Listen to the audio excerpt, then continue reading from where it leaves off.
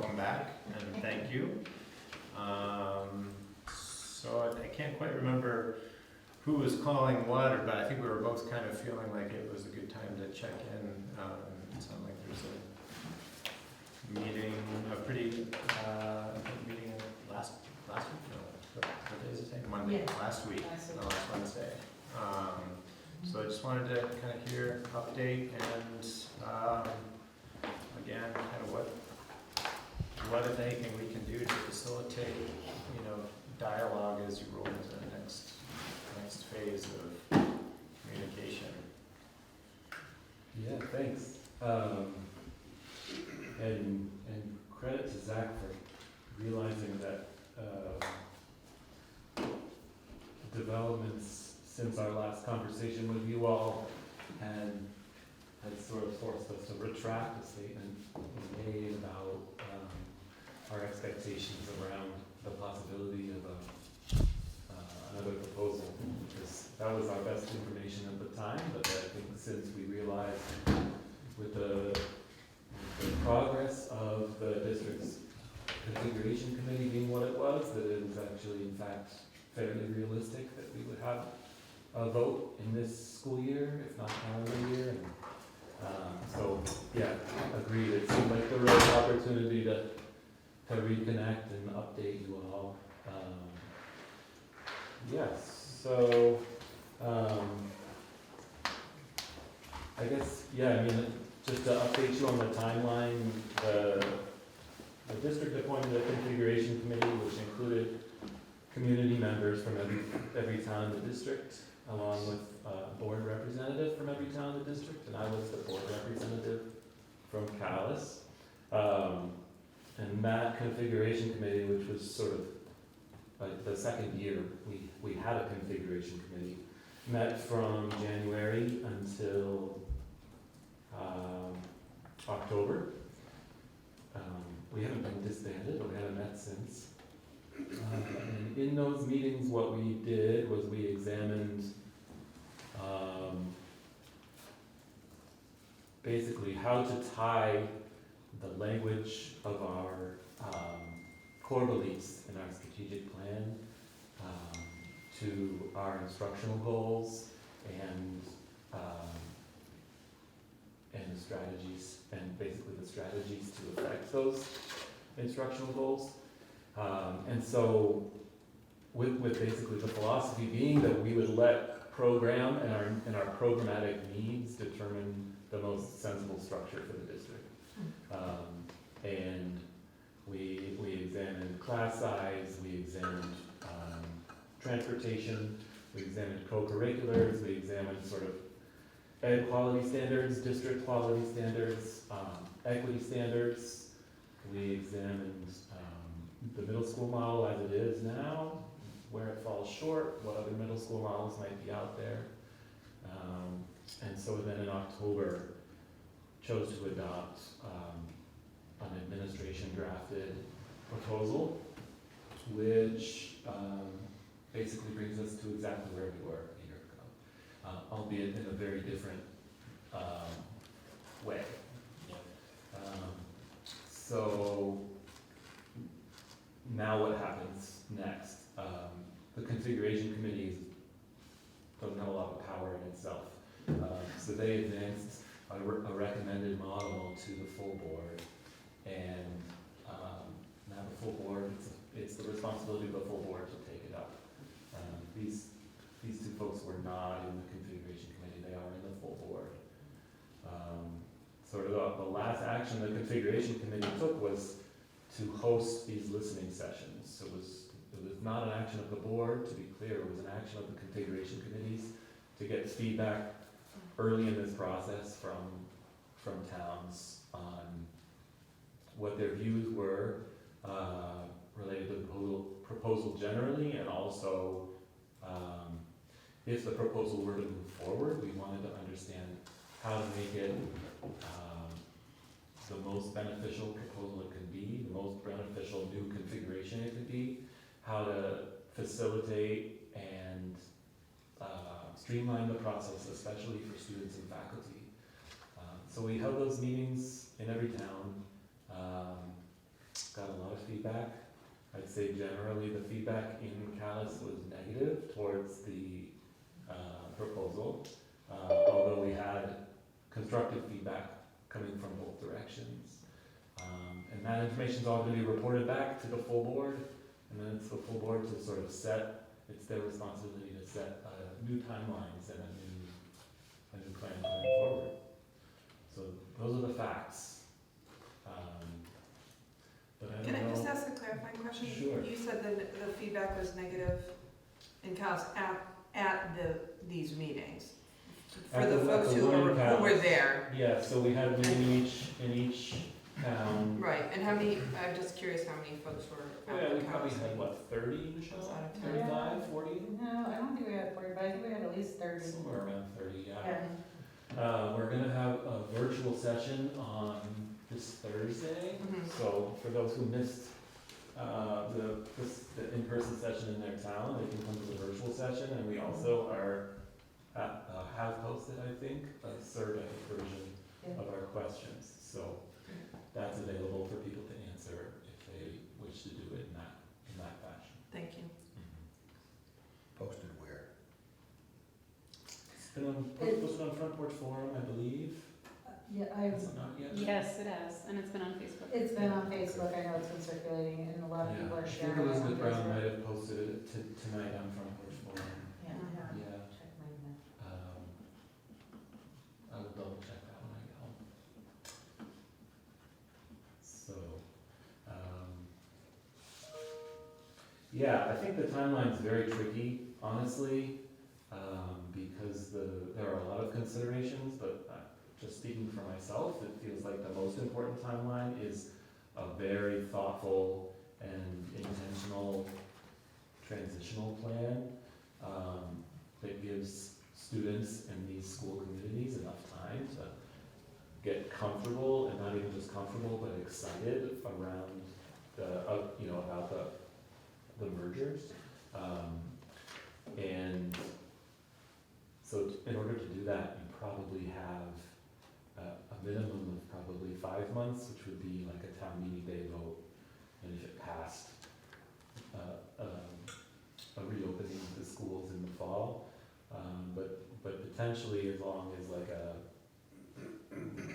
16-month transition, where it would be voted on in town meeting day, and if passed, it wouldn't go into effect until the year following the upcoming year. I think a lot of people's concerns still center around, what we had for concerns last time around, which is the lack of detail from the administration about what specifically the new configuration looks like. And, probably, if you were to ask each of us in a closed room our best guess about what that would look like, you would get 3 different answers, which I think speaks to the fact that we haven't really gotten into those details in open session with the administration.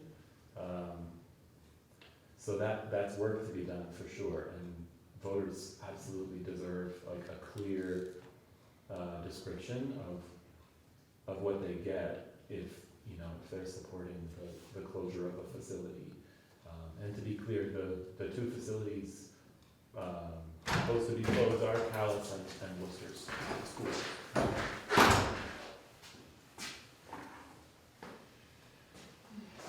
You guys want to weigh in? Or? I think sort of the one thing that we want to add, and I was at the East Montpelier, listening session last week, and this was actually very well received, and the idea that we're not talking about an absorption of one school by another. It's really looking at how do we create a new school for the 2 towns. So thinking about things like renaming, thinking about things like, how do we look at traditions and figure out what do we take from the two existing schools, so that there are those elements. And I think that piece was not dealt with well last time around. I think there were board members thinking it, but it was never really clearly that this was part of the plan. Right, that was the big thing is, have to only listen, well, you know, I have to run the meeting, is how to build a new sense of community, right? Is how to build a new sense of community in this new school, for everyone, and not just even parents, but, you know, there are community members within our own towns go and help out at the schools and things like that.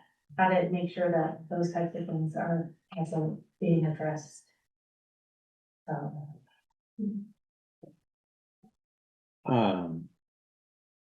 So early on in last year's conversation, there were still some. Well, I think that like those closures were the ones that were most likely considered. There was still some flexibility, or not flexibility, but some undetermineds around what other kind of what other elements of the configuration and school mergers were going to shake out. And is there a sense that is still the case, or is there pretty clear consensus around, or directive, I guess, around what that merger or consolidation is gonna look like for each of the facilities? Are you asking about? I guess there's some like the Berlin Elementary School having to make decisions around how that school could potentially be used. Yeah. An early model that was before was potentially like an early childhood center, Yeah. center at Berlin. That was ruled out primarily because of the transportation challenges of bringing all early learners to a single location in the district, and I think it's primarily geography driven why the schools that were chosen because and due to facility size also. Berlin is one of the two largest schools in the district and is also farthest from all the others. Right. And then the next two largest schools in terms of their facility square footage are Rumney and East Montpelier. So that's why they were chosen. And for the facilities themselves, like Calais and Doty, is there still dialogue around those assets being sold to the town for a particular amount, or? Yeah, that seems, I mean, that's definitely still an available opportunity. I think. Well, we don't actually have a choice on that. The law says Oh, the okay. first thing that happens is we offer it to you for $1. I see. No, and that's already happened in the town of Calais, so, back during Act 46 merger, it was already determined that if Calais was not used as an educational facility, it automatically goes back to the town. It was Okay. like a $10 Yeah. agreement. It's already been, so No, okay. that would happen. Yeah, I guess what feels different based on conversations I've had this year is that it feels like if, you know, that there's more interest in the district collaborating with towns on the reuse of the buildings. Which, you know, doesn't change what we're legally obligated to do, but it opens the door for sort of more of like a partnership in reuse if there was interest. But again, that's hearsay, that's conversation. There's no actual specific language in our meetings because I think it's worth emphasizing the board itself has had very little interaction with this plan to date. They've had reports out from the configuration committee, but it's been sort of sharing of information, not actual questions posed to the full board. So a lot of those conversations are still to have.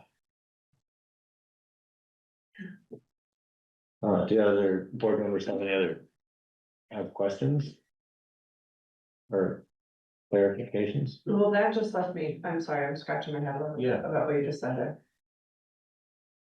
In terms of where we are in the process, you're saying the configuration committee's reported out and now spoken with each, or opportunities for public engagement is happening. And that is all gonna be consolidated and reported back to the school board. And then the school board has an opportunity to get into then there'll be a discussion, at which time the public will again have the opportunity to engage, okay? Yeah.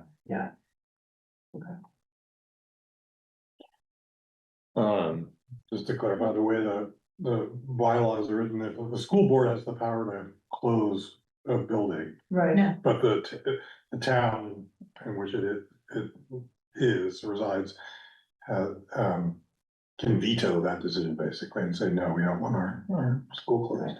The public the voters have it. The voters Yeah, of right, that yes, town. yeah, understood, thank you. The school board only is gonna be, only thing we can do is if we agree is we bring it to the voters of Calais and the voters of Doty. We aren't deciding to close, we're giving it to the town to have that opportunity to decide for themselves. Mhm. Do you know what happens if one town votes one way and the other town votes the other way? Just logistically? We don't, I think we would have to decide at that Yeah. moment whether to move forward with, With closing one? yeah. I mean, they're two distinct actions in some ways, but, I think another important thing that I didn't emphasize in my initial update is that the plan to basically close, the elementary schools and reopen 3 of them also includes the 6th grade moving up to the middle school as like a sort of an inseparable piece of that. The concern with just moving the 6th grade up to the middle school, even from the middle school, would be that, you would decrease the elementary school sizes to a rather vulnerable size. When you consider some of the mandates and rules of Act 73, so we do view them as sort of like a package deal, I guess, at this point. But whether one town supporting this and one town not, it kills the plan completely or not, I don't think that's been decided. That has not been said. So I guess on a little more clarification around the continued effort to like solicit and collect feedback, I guess, from the community with like the next virtual meeting and then survey.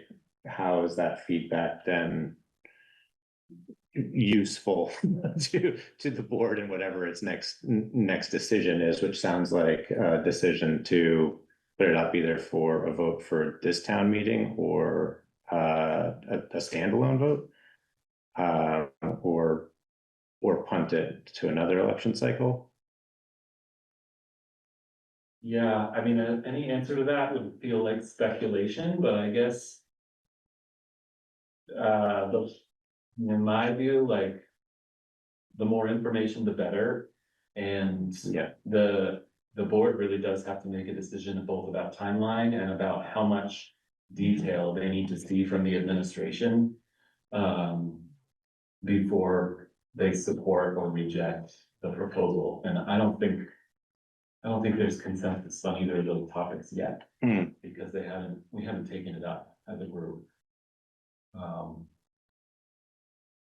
So I think the feedback from the towns will be helpful. Some of those concerns feel as if they could be mitigated with the right timeline and the right detail in a transition plan. Some are sort of more dogmatic and rigid, and it's just sort of clear opposition or clear support. Yeah, I think there are really sort of 2 components. One is just do we move ahead with it or not? And clearly that's what the board would take feedback on. The second is, if we were to move forward with it, how would we do it? Sort of what sorts of things do we want to preserve? What sorts of things would make the transition easier? Those kinds of components. And so I think both of those are useful. I seem to remember last year that one of the questions that came up a lot was around budgetary impacts and not really having a good sense.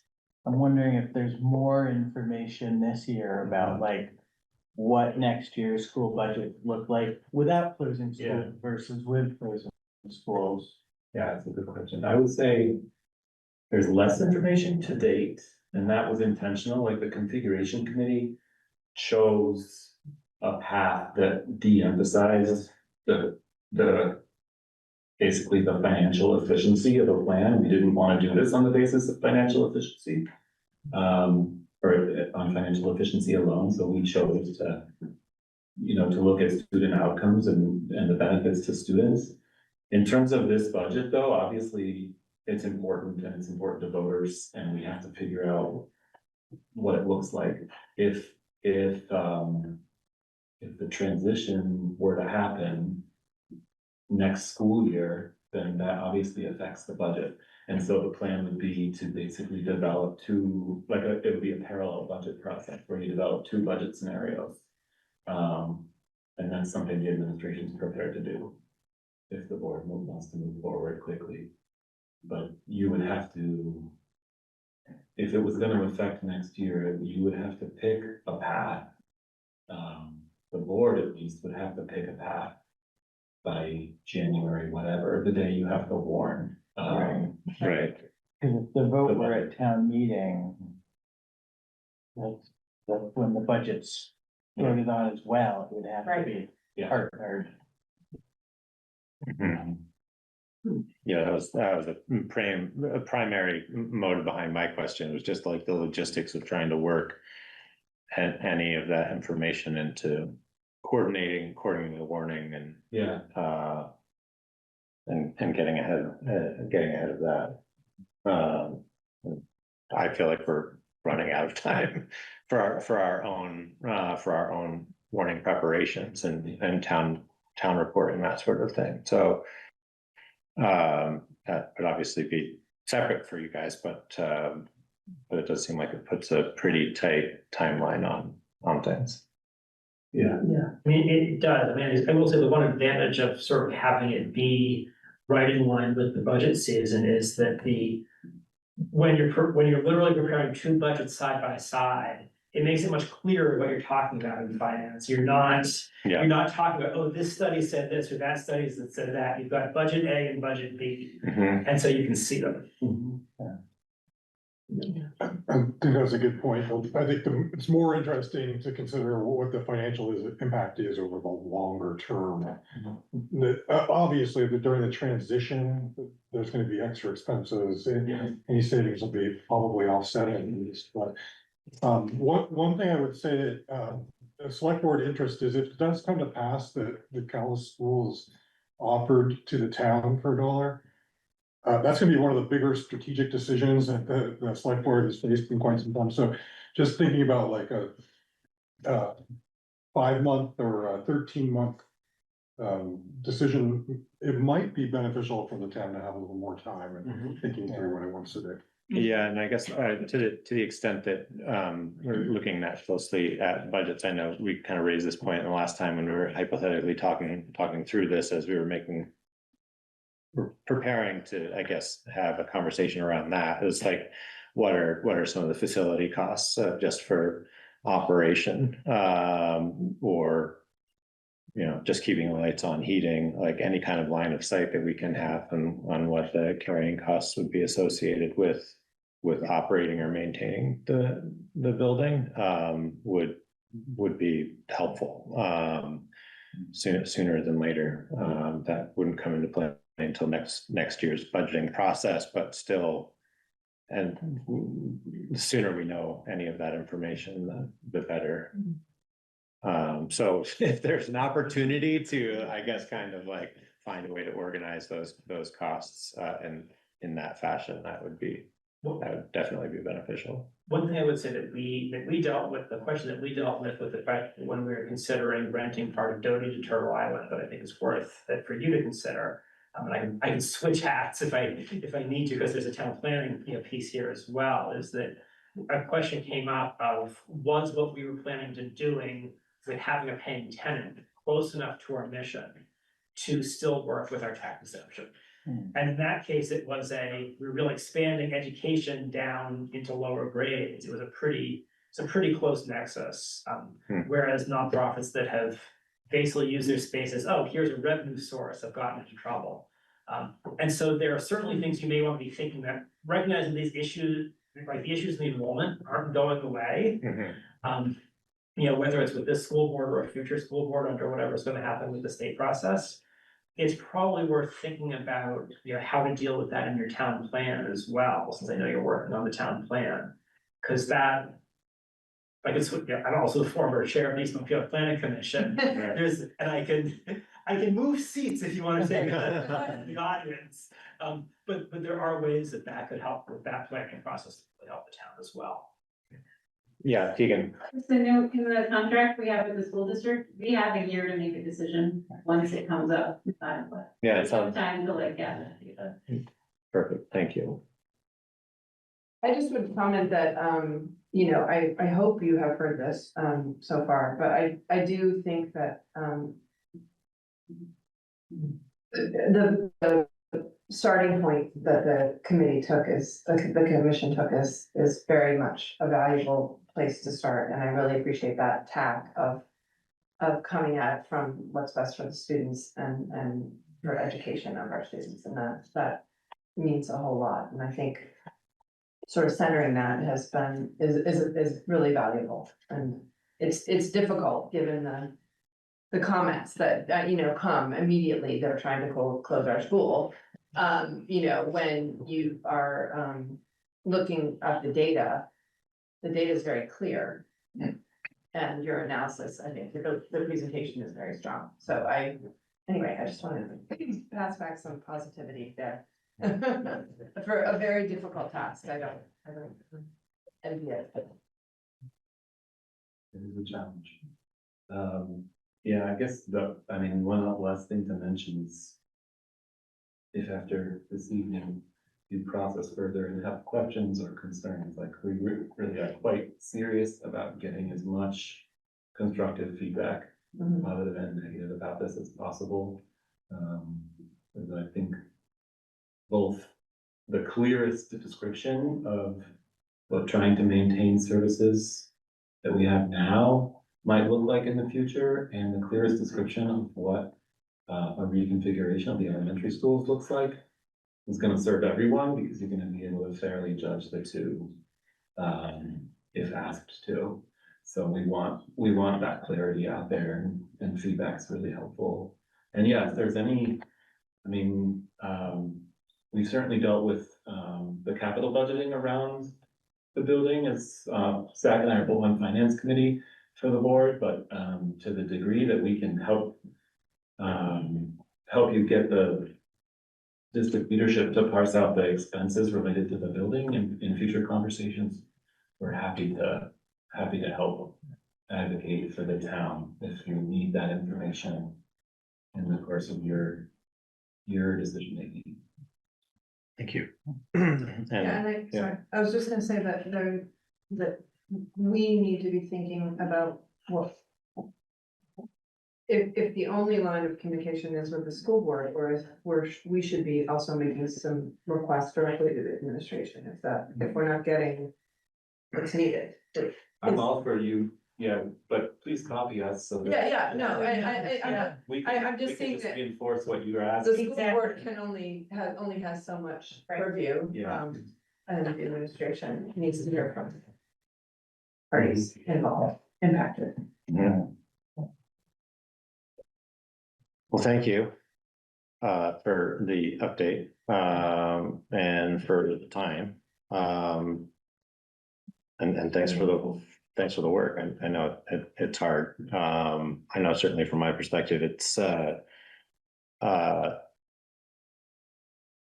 it's easy to get distracted by the emotions of the whole thing, and sometimes processing that part distracts from trying to lay out what the options are and what it actually looks like, which is the only reason I'm kind of leaning on like the budgetary and facility stuff. I'm not trying to presume anything, but I think for a community, it helps, understand what those potentialities are. Yeah.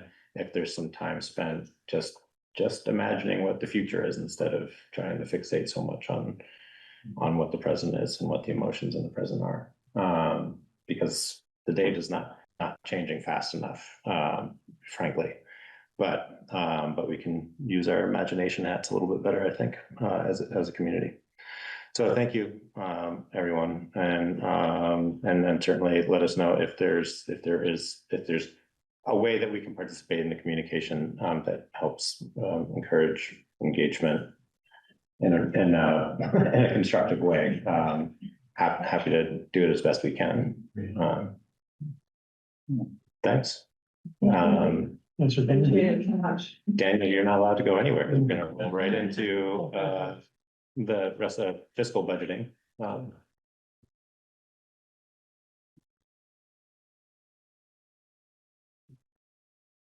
On to waiting matter, like porta potties.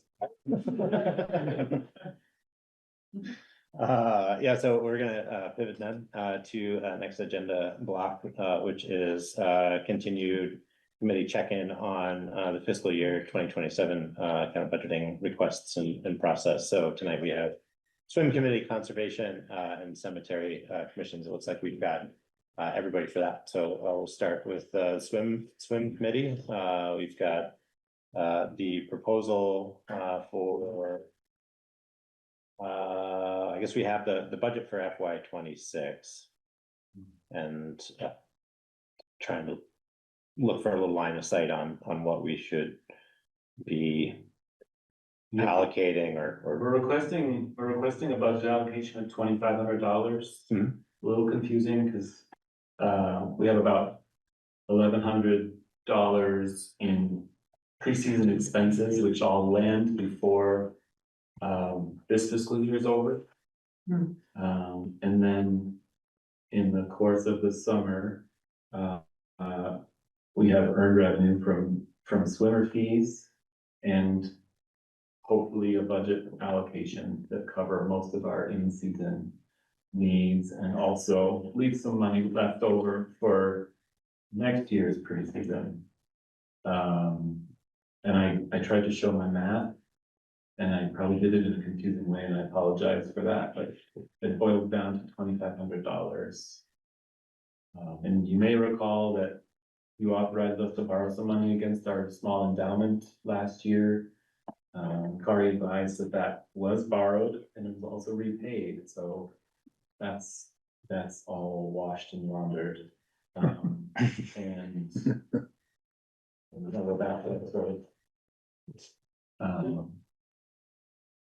a pretty good situation where we have almost as much as we need to fill our preseason needs, and then that earned income in the budget request would cover the rest.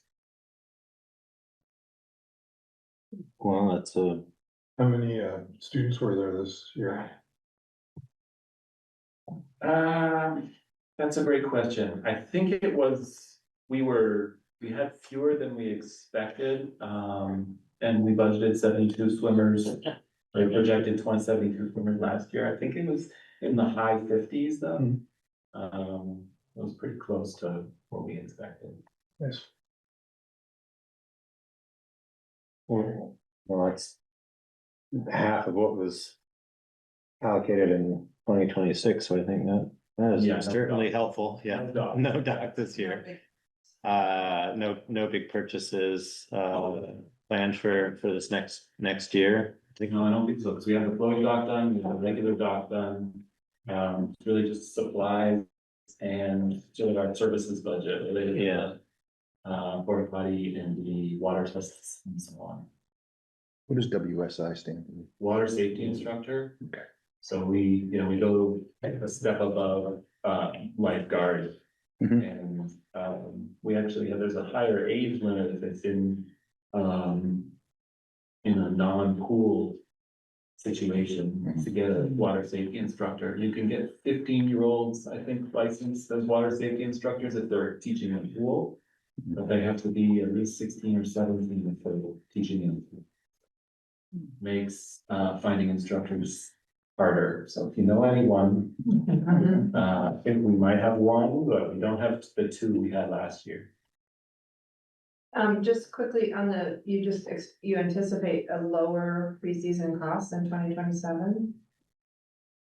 Yeah, So you're only reserving 763, and that's what you imagine? Is it just that there's one-time costs and? there was, yeah, so it's a little bit of a guessing game, but, there's more.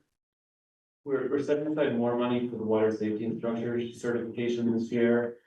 Those certifications are good for 2 years. Okay. So our rationale was that if we Uh-huh. pay for 2 people this year, we might only have to pay for 1 person next year. And yeah, I adjusted our supplies budget down a little bit, and I understood from the instructors from last year that a lot of the supplies had to be replaced, will have to be replaced this off season, Mhm. but that's not $250 Okay. more than we usually have to do annually. Great, thank you. Thanks, Daniel. Happy to answer any questions by email if there are. Anything comes up? Thanks for your time. Pretty straightforward, thank you. Next up is conservation, Daniel and company. How's it going? Good. So we have conservation fund analysis and Kari's memo, as well as the request from conservation in the share drive, is that right? Yeah. Yeah, there it is. Do you want to run through that, Neil? Or anybody? Doesn't have to be Neil, but. The big thing is we're asking for a significant increase to the conservation fund allocation. And the conservation fund is used for conservation projects in town. A lot of it is supporting conservation easements that happen in town, like the Armstrong Farm and Laguerre Farm, and the land up on Robinson Hill. And then also some other projects like Memorial Halls in there. But there's a lot of energy at the state level around conservation with Act 59, which is the trying to conserve 30% of Vermont's land by 2030. And there are organizations that have conservation funding, like the Housing Conservation Board and Vermont Land Trust. And a lot of times, they ask for a local match. So having money in our conservation fund gives us the ability to bring in the conservation money from these other organizations and kind of more proactively do conservation projects in town. And support landowners who would like to do that, but can't afford it right now.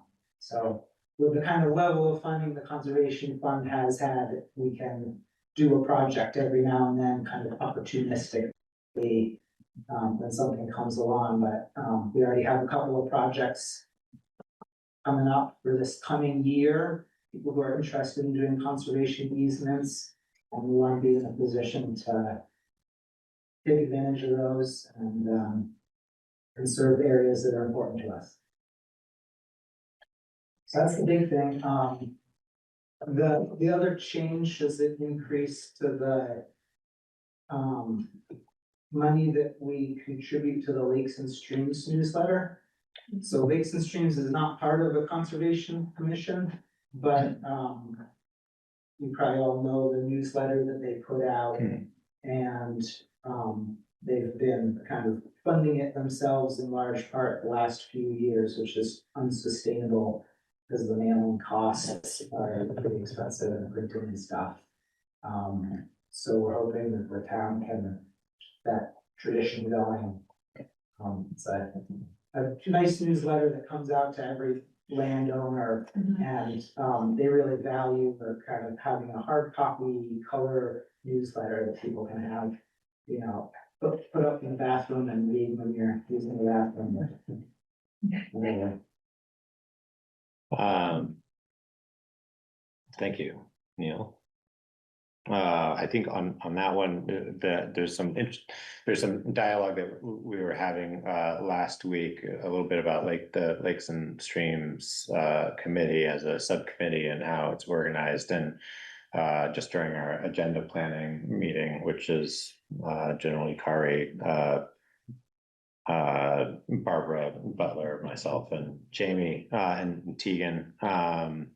And we were, as a group, kind of leaning towards, I think, it making sense to consider spinning that off as a standalone committee that then receives appointments from the select board, which you know is I guess a burden of work. But you know, the more we started thinking about how that committee functions, largely as a volunteer group of people with a particular focus, it's kind of similar to the Trails Committee, and maybe looking at trying to structure it in a very similar way. In that way, as they have particular budget requests like this one, instead of having to roll it up under conservation, and it might make sense just to allow them to do it themselves. They're already functioning largely as a standalone committee anyway. Trails is. Yeah, Trails is a standalone committee. I think, I'm pretty sure. Yeah. Yeah, it is. I think that's fine, consider that, and that would solve that particular line item question too in the future. And I would expect that we already have there's such a good interchange among these subcommittees as well as people who serve on multiple ones of them. There's no reason to think that those three groups, whether they're parts of each other or separate standing, will continue to work on similar priorities, because there's a lot of overlap there, but, yeah, I don't think that would be an issue. Sorry, point of order here. Isn't it already? No, yes, Tegan was gonna dig into a little more homework, but Someone came and gave a presentation to locals in Calais about protecting bodies of water, and so sort of an ad hoc committee started just to protect bodies of water, and they never officially became attached to the town. We do put their publications on the website, but we don't at this point, or the select board at this point doesn't appoint members, they don't have a budget line item. And then we all kind of thought they were a subcommittee of conservation, but that's not actually a thing. It's just They're just very kind and supportive of one another, they're not officially linked. Yeah. Okay, thank you. There is a reserve fund called Lakes and Ponds that has $13 on it. Because That's for ponds, lakes and ponds, not lakes and streams. it's because they worked with us to get grants for this newsletter back in the day. They used to get supportive grant money, and that was why the town was not accustomed to paying for it, and the committee is not accustomed to paying for it because it was a grant for many years. And the only way to get that grant was through the town, so it had to be processed through the municipality for them to get that money. Thank you. yeah, I guess with like the increase in funding, I mean, one of the areas that seems like there's still pretty stable funding, either at a federal and state level, is around water quality issues in particular. And so I think we would get into some tricky territory where, you know, we as the select board would need to be more involved in approving certain grants and funding of particular projects if those opportunities were coming along. So I don't know. I think I'm just signaling that, like, if there's some dialogue around whether that's in or out of the conservation committee's budget, I guess if we get organized fast enough around putting together a charter and defining the committee as a subcommittee of the select board, we could move that over to a different item. Yeah, I think I hope it's all of us, and it's just like, you know, this is the right time for us to be getting excited about this. Yeah. You know, there is a lot of initiative happening at the state level, there is funding for resilience out there. There's still good, strong funding for conservation, and, you know, our whole budget supports a lot more than just easements and, you know, the conservation fund work, and it looks outsized because those projects are really expensive, but there's a lot of goods that happen there that, you know, with three good, strong committees representing the municipality to be able to draw in funds from the state or from Northern Borders or whatever. Yeah. Increase what we do here. And when you look at the map over there of the UVA, and conserved landscape in Calais. It's like a hugely strong value here, and now's the time to like, we think that having a strong conservation fund in the town supports what's essentially just a pure public good, which is having the community be involved in driving where those monies continue to get invested. And I think that those intersections of like forest and road infrastructure and streams and like, that's really expensive and really complicated work, but the better the community understands it, the more we can support it and bring more money to Alice, so. Yeah, it's pretty exciting. By the way, when I introduced myself to you last summer, I reminded you I was at the VHCB, and so that's one of the reasons I'm doing this, and one of the projects being alluded to has already been awarded funding by VHCB up at the Bitch Farm, and I know there'll be a question coming to the select board about supporting that. So that's one that's already in the hopper, and coming, and I think there's another one that we think is pretty strongly being considered by the Vermont Land Trust, and they again will come. By Northern Rivers. Oh, by Northern Rivers, okay, yeah.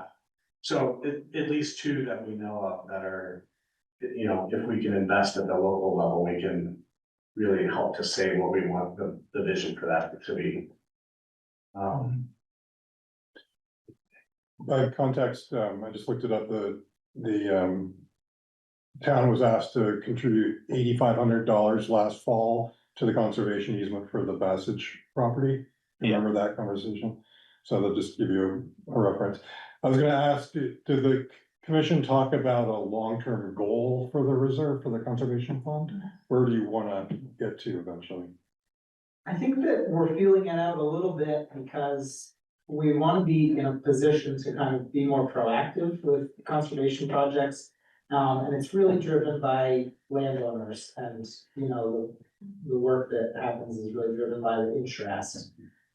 So we want to be in a place where we can support the people who want to be doing conservation projects, and then I think feel out how much there is there and where the kind of stable places. But if you thought about local contribution asks coming in at between 8,500 and 20 grand, say that's what I see in my work, what between local donors as well as communities giving.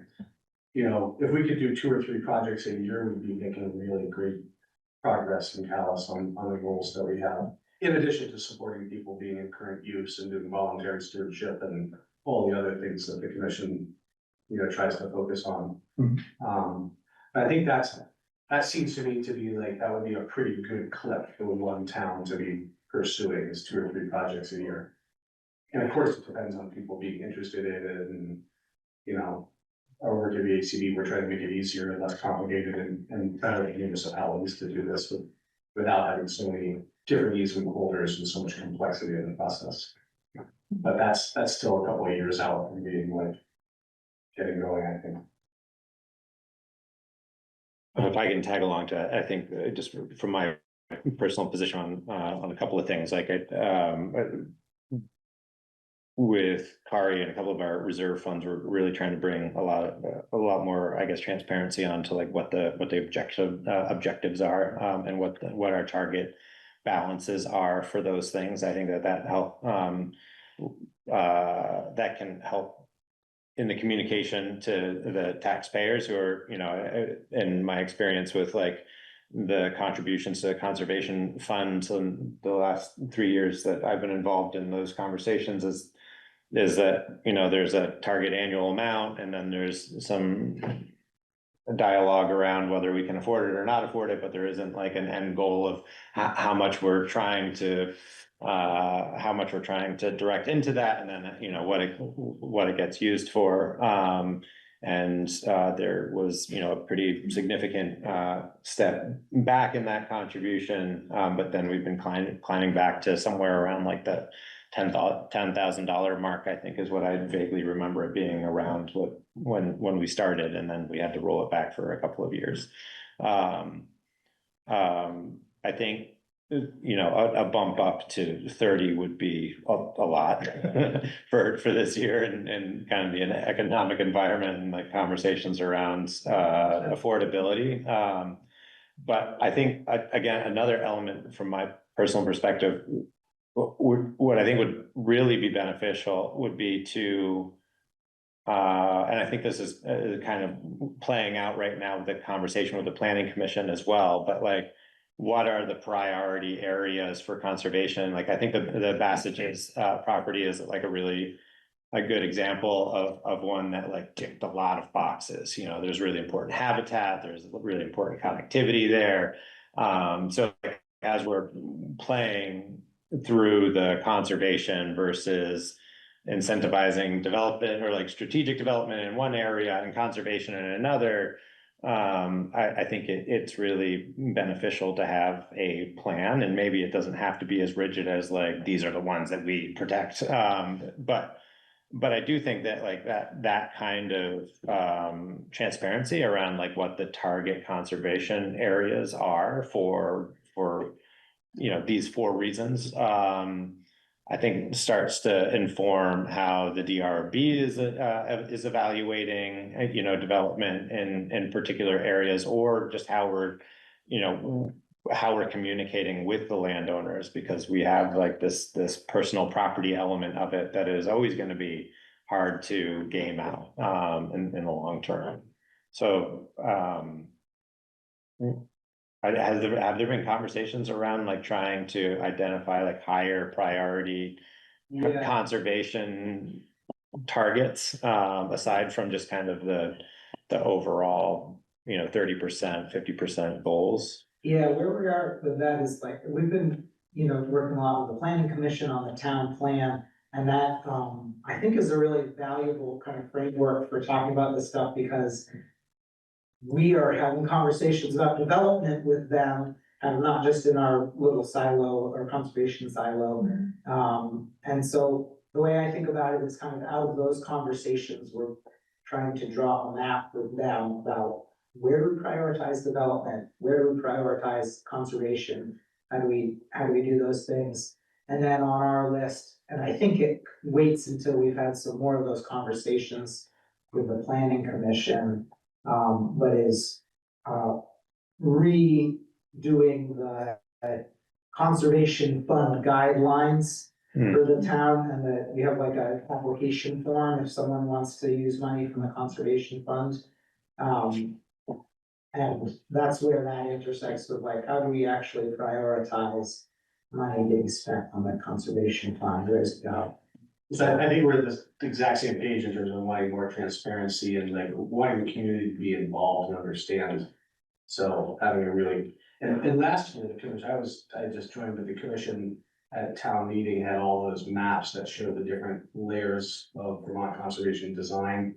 So that was just one of the steps of sort of educating people about this from, you know, from municipal officials and boards to everybody who comes to town meeting. And that's a prioritization matrix all the way itself, out all of that work with 16 different views of the town that show what are the highest priority waters, highest priority interior forest connectivity belts. And that's really, you know, when we talk about what our priorities are, it's like conservation design says those, and then after that, it's like, well, how do you really protect around infrastructure and human use? So community forests, culverts and bridges, fisheries, you know, those kinds of things that cost the town more money if you don't do them well, but are a benefit to the town if you do them right.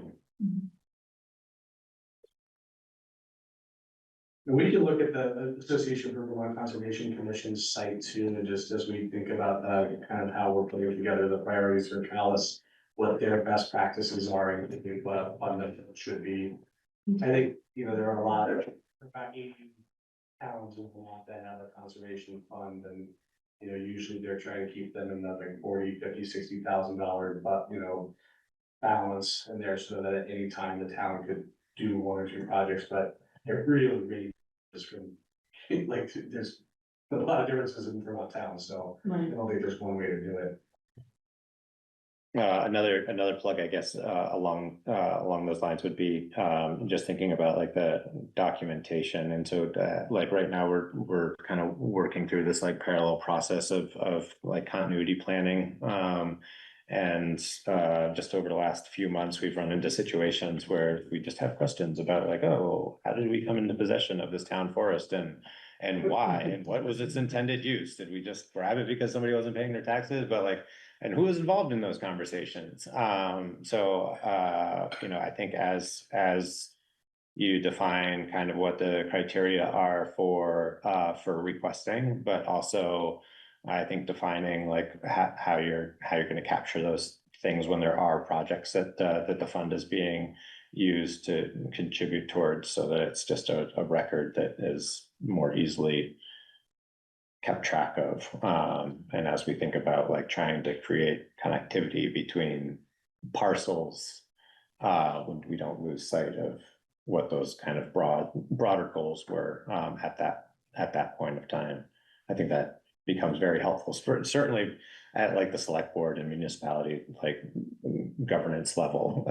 Like, why are we making decisions about certain assets? Even around specific projects, like. Just in general, trying to track like, you know, what, like, if there's a certain amount of funding that's going to, you know, to the conservation of private parcels, like the Bassages, just to pick on them a little bit, like just documenting why the decision was made about the habitat or connectivity or, you know, habitat blocks or what, you know, what's unique about it and what did that represent in that point of time. And it would be very easy for us to like, for everything that gets funded, or I think you can even go backwards in time, like, if it had any public money at all, like the Housing and Conservation Board staff would have written up something and there would have been a board resolution and like, right. You know, so I think our partners are really good at making the case for investing public money in conservation. And, you know, the same applies to VHCV, or it's would apply to a municipal conservation fund. Is it a good, are you returning taxpayer dollars to the community in a way that's realizable and sensible? So if you protect somebody's back 800 acres that nobody's allowed into, maybe there's some headwater forest and habitat out there, but if it also supports trails and actions and dispersed, you know, hunting access and, you know, those sorts of things, hey, that's a little bit better. If it really supports flood resilience somehow, or allows actions and the restoration activities that support, you know, road infrastructure and flood resilience, even better still. And if it's a like municipally owned thing, then that's like really checks a lot of boxes. Or a farm, which is when we, you know, you talk about affordability, when we conserve farms, one of the goals is to hold down the value of land.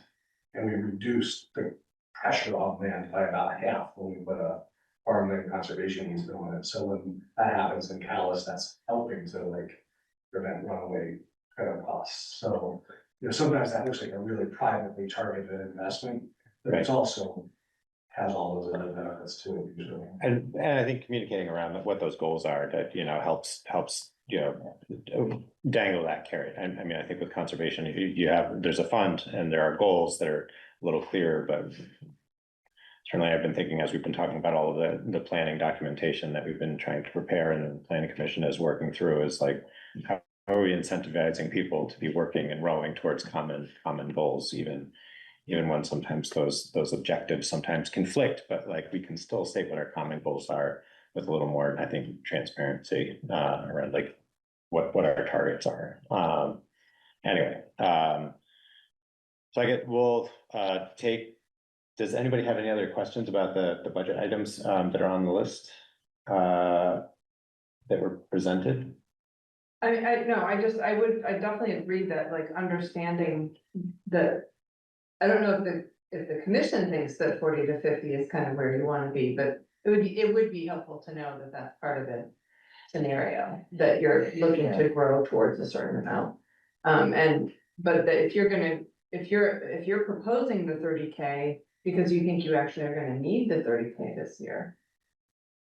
I think That's what I'm trying to. Yes, the fund now like has enough money in it to support a project.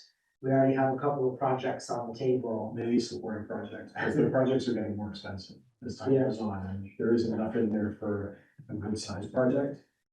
At least from what I remember, going over the numbers, there's enough in there to do a very small project, if that one actually comes up. And if it doesn't come up, then we'll get money next year, and then we'll be able to do something a little larger next year. Mhm. But in the end, there's only a project every couple of years of any size in the current budget. I think I think the land trust is gonna ask for a local contribution of 20 grand for fish. The farm there, which it, like the Mhm. Bassett checks a lot of boxes of trails and wetlands and it's a farm and the skiing is wonderful and all that. Yeah. And that reflects the change we've seen since 2020 and just the value of projects overall across the state is that things have gone, you know, even when we're we're trying to put pressure to keep it down with easements, it's getting more and more expensive to do these transactions. So I would expect that we would, you know, if we had 2 asks in a year and it was $30,000 or more, that's what we were thinking. Mhm. There's a little balance in there now, but we didn't want to just wipe it out. And then. So we know that will be somewhere up to 20,000 for the one project, and then the other one, we don't know yet what they asked, but I think it's probably gonna be comparable. That doesn't mean that private donors. I was gonna say, step and up. that 20K could be, If the town the said all. town saying all we can do is Yeah, right. fundraise for the rest. But that means that we don't know who's, you know, that then it's less transparent when private funders are the ones that are filling in the gaps. But that's always the worry, or that's Or it can be, the idea of the sort of the municipal conservation funds is to have the public drive it and have more accountability. okay. And that trust is too cloak and dagger about it, but. No. Well, I think it's worth a little bit more conversation. That's a fairly large number, but to Barbara's point, like having a better idea of like what the number, like what the pipeline of projects are with the anticipated costs, maybe even over like the next couple of years, could be helpful, and with even like maybe some rough probability of likelihood that's going to fall in a particular fiscal year, can help inform that. I'm just wondering how we work through that conversation next in a way that is like not just the select board looking at big numbers and making estimates, but do we maybe want to take a poll to see if anybody is feeling particularly motivated to follow up on this conversation with the Conservation Commission to kind of dig into this a little bit more, to refine that number as we continue to. No. Yeah, I mean, I think I'm happy to do that, but I think the other piece would be just if you all can get back to us. Or can we not just ask for a report back on that pencils that out a bit for us? Yeah, okay. Would that be sufficient? Sure. So, yeah, that's fine from our perspective. Yeah. Yeah. Then you can decide if you want to call us back. Yeah, no, I think that's definitely a better use of time. I'm just if there needs to be more dialogue around it, we could do that. I'm just trying to be sensitive of like what our runway of dates are relative to. If we said do something quick, then you guys would have a chance to check in about it. Yeah, when are you setting the agenda for town meeting and like, what's the runway on all this? Well, the warning would be set in early January. Yeah, The budget, we would hope to have pretty close sometime in December. yeah, by the middle of Possible. December. So the next couple of weeks is the timeline to get back to you. Yeah, Yeah. Okay. yeah. With like kind of the beginning of the first week of December being kind of the latest that we can have any kind of meaningful dialogue around it. But yeah, in the next couple of weeks, if you could send that over to Kari, that would be helpful. Yeah, might be good to come to your meeting as well. Yeah, I'm planning on coming to the planning commission joint meeting next week, so yeah. that'll be a different topic. All right. Well, we'll leave it at that for now. Then we'll try to follow up with you on a little more clear instruction on how to transfer that information over. Yeah, thank you. I actually really appreciate the Yeah, push that this represents. I think it's very positive in terms of the collaboration with the planning and, where we're headed and all of that. It's very positive. It marks a big change. What I recall in these discussions before is about land acquisition, which just, it never seemed like, how are we ever gonna do that? But conservation easements is achievable. It's just a matter of how much we can do. yeah. Especially the conservation. Mhm. One of the things that BLT tells us at BHCB a lot is that landowners call them and ask to do work and they say it's too small. Well, that, So- yeah, So getting municipalities involved to support those landowners who don't rise to the level of a VLT project that's our long-term vision. of That's helpful. more control of this and helping the people in the community, even if you just wanna like, hey, I've got 2 drainages on my property where I live, maybe I can serve those with the town, like the one that you and I looked at, and Yeah. you know, Yeah. that would give you the management rights to deal with the culverts there, and it would also be good for fisheries and what have you. You know, little mini targeted easements like that is the future, I think, as well as, you know, supporting current use, which is just obviously a hugely important program in this community. We're well past 50% by 2050, if you consider current use to be part of it. right. And when you look at that map, it's like 80% of Calais over there. Yeah. Well, Well, thanks again for the time and really, I appreciate the preamble that came with it. That's really helpful context. So thanks for putting the time into that as well. Cheers, thanks. Next up, we have the Cemetery Commission. Welcome. If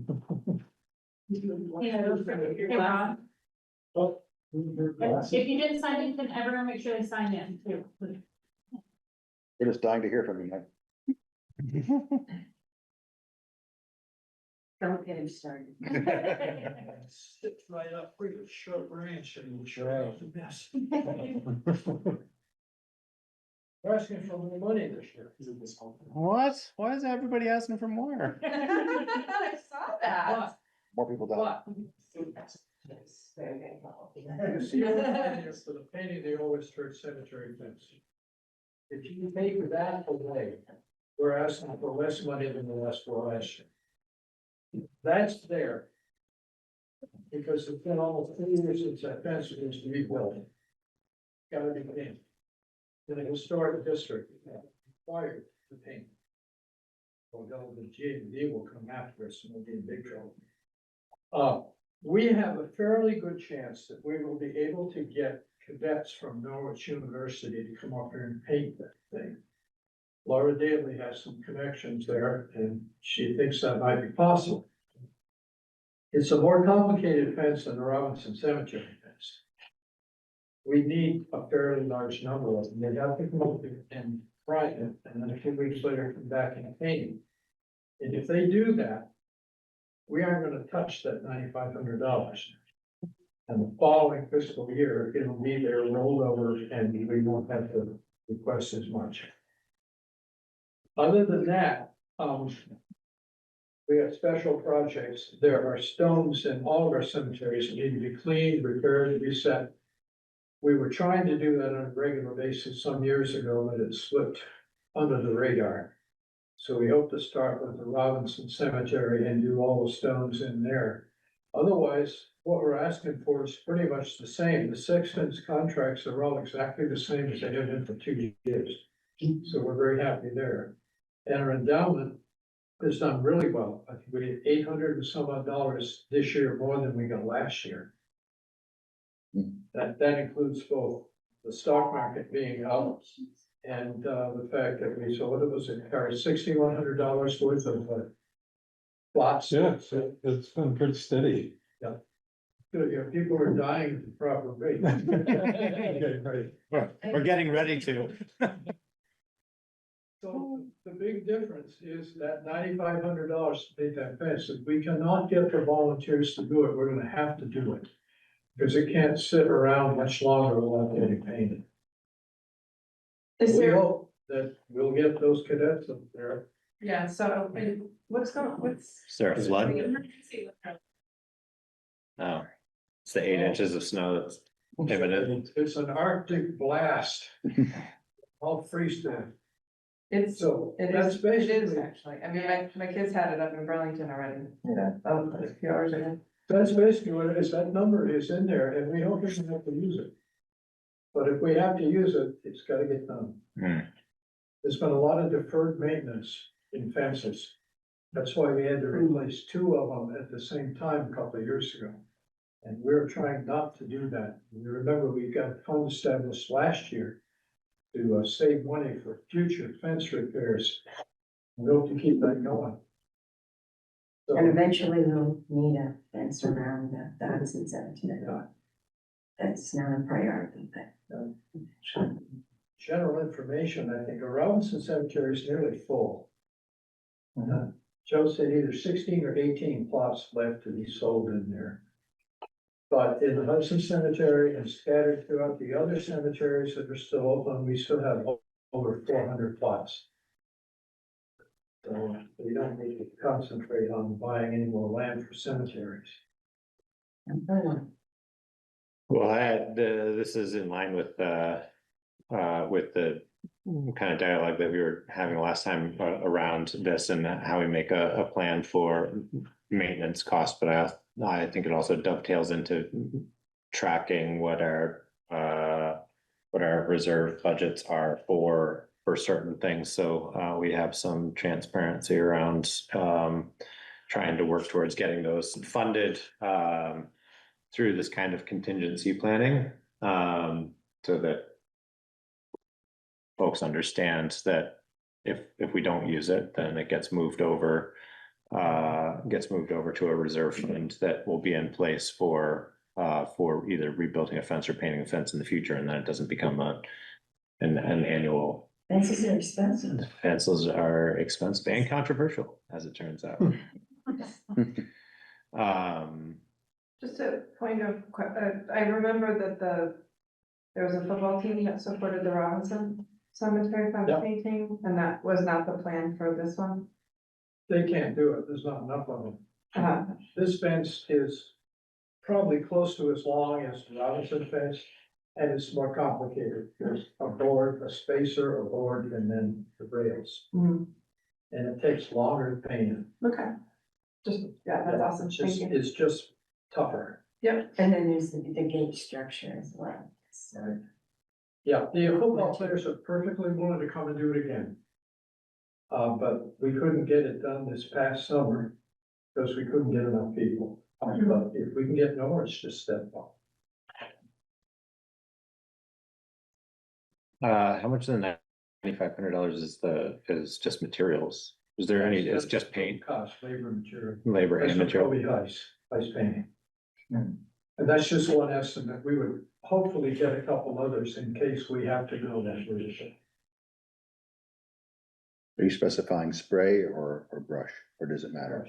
Brush only, Russian roller, primer and paint, or just paint? primer and paint. Okay. Actually, if you look at the Robinson fence closely, it could use another coat. It's okay for one. Mhm. And that one we can do in sections for volunteers. It's not that. It's safe for one. Are there any other questions about the line items for the cemetery commission? To remind everybody that cemetery is actually a separate entity and independent from the select board, so they're just informing you Yeah. what they intend to ask the voters for, and they're also wanting $1,000 for the reserve fund as a separate article. Yeah, that'll be a different article. And, hope that we can put money forward and try to deal with some of this maintenance stuff and not let it build up. Well, thank you. That's pretty straightforward from my perspective, unless anybody else has any other questions or need for clarification. Other interesting fact is I looked at last year's budget and our last year's budget, we were somewhere between 0.02 and 0.03% of the whole budget. One thing that just pops into mind, given the conversation we just had about the conservation project with Fitch Farm, and your comment about Robinson Cemetery being just about full, I wonder if there's an interesting confluence of things at once that might be worth having in the dialogue. It's as the part most of- popular cemetery, actually. Right, and it's surrounded on three sides, I believe, by the Pitch Farm land that they're talking about conserving. And once property is conserved, it's conserved. Right, That's the issue so with that. It it might be an interesting time to have that dialogue. That Growing. has come up at our meetings. I mean, how much of that land would be added to the Robinson Cemetery? Right, I mean, But do we want to buy more land now? We have 400 grave sites.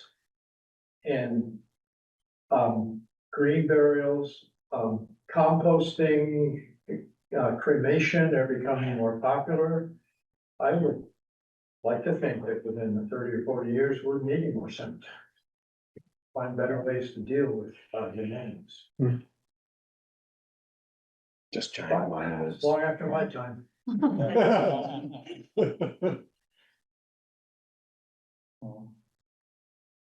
Well, all right, I'm not gonna register any more commentary on that. But yeah, thanks, I think that, yeah, I just wish there was a little more dialogue around some of those projects. Which project? The conservation projects Oh. and the need, doesn't matter, let's leave it at that. But thank you, we'll I guess prepare to incorporate some, this into the warning. So I think at the next meeting, I'll be able to share a compilation of all this input. It won't be complete, obviously, but it'll give you a sense of where we stand with everything. Mhm. We have the sheriff coming next time, and then we'll continue talking about, budget, staffing model in the office post budget color. So, things are rounding out. I wanted to let you know that, we're gonna talk about open enrollment for medical insurance later in the meeting. And that has come up with the road crew, and I have one person who's expressed interest in signing up their entire family to the medical plan, and another person who wants to bring on their domestic partner. So I'm gonna build that into the budget because it's very fair, and it's gonna have a pretty significant impact, I would expect. But we'll look at that next time. Thank you. With our budget, since it's an article that's voted on at town meeting. There's always the opportunity for someone to say, this is too much, and ask to amend it to a little bit lower amount. I don't think that's ever happened, but we do keep that in mind, we know that that could happen. Well, that's why we have these conversations sooner than later, and at least we as the. We're prepared to defend our budget. Okay, good. Yeah. Great, I look forward to passing the mic. Thank you, Juanita. When these columns are prepared, I mean, that's what happens, people look at the columns and look for the delta, and they're gonna ask the questions, it's gonna happen. Yeah. So. Thanks, Juanita. Thanks, Michael. Thanks, Juanita. Thank you. Thanks, Michael. Thank you. All right, curb cut application. Okay, yeah, this one's pretty straightforward. The Elliott to revise the location of the cut to provide for the 425 feet of sightline. Sorry, can I just interrupt you? Oh, sorry. Do we need to say, oh, sorry, I was reading this wrong. Please carry on. I thought we missed something. Yeah, so the map in the application has been updated and the flags are in place, so. Is it where the stone before used to cross, or was it? Or that? No, I think it's just a little bit up from there. Okay. Yeah, and then, so if there are two flags that are in there, I think they're the original ones that have like surveyor tape on that, and there's like one other like weathered stake in the ground. Cause it's not quite halfway between where the snow machine access is and where Yeah. that original one was Right. proposed, and is it where the weathered stake is? I mean, that seems more like the spot, but it doesn't seem like those other stakes have been moved at all. Must be right on the north side of where the barn used to be, right? Yeah, Yeah. I believe it's where that older stake is, I think. The weathered one is. Yeah. Why they. I know John verified that there was more than 425 feet of sightline there. Okay. And there is a ditch there that then kind of runs into where the leaning barn was and the snow machine access was. So like assuming that they're going to be north of where the leaning barn was. Is there a plan to put in a culvert? Was that specified on the? I don't think it's specified, but that would be required, I think it's. Given the ditch, and we would offer them the typical arrangement is that we will install it, they pay the cost. This is like a building family, so they may want to do it themselves. Right. Yeah, from that perspective, I think it'd be worth it. We can put that in as a condition in there. Yeah.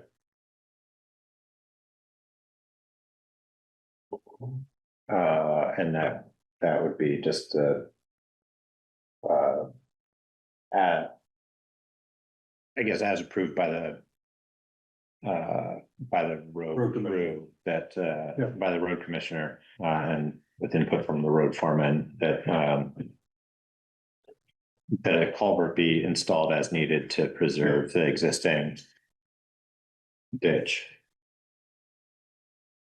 But other than that, they've got line of sight and open field.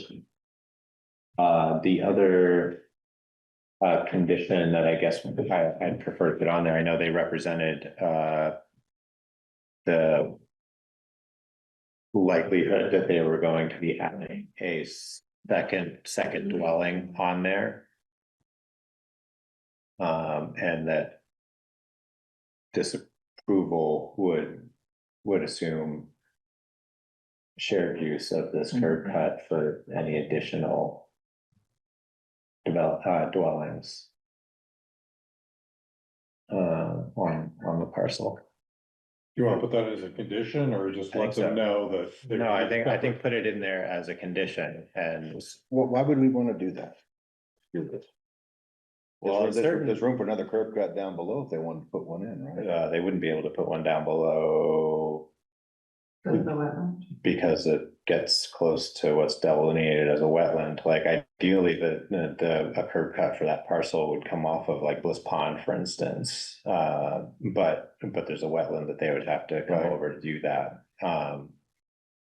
And both our zoning and town plan encourages the shared use of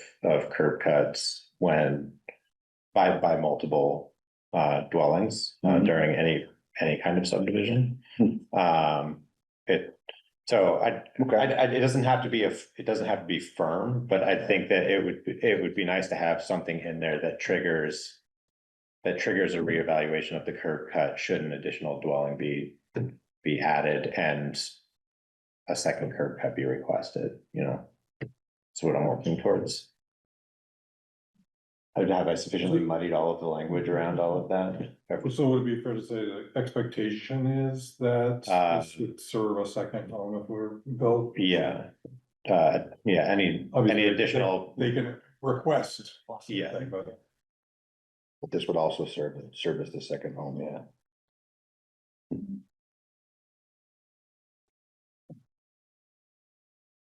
I think in the original, that was a question. And my understanding was they represented that was their intention anyway, so. Yeah, that was my understanding. So those would be the only two conditions for me.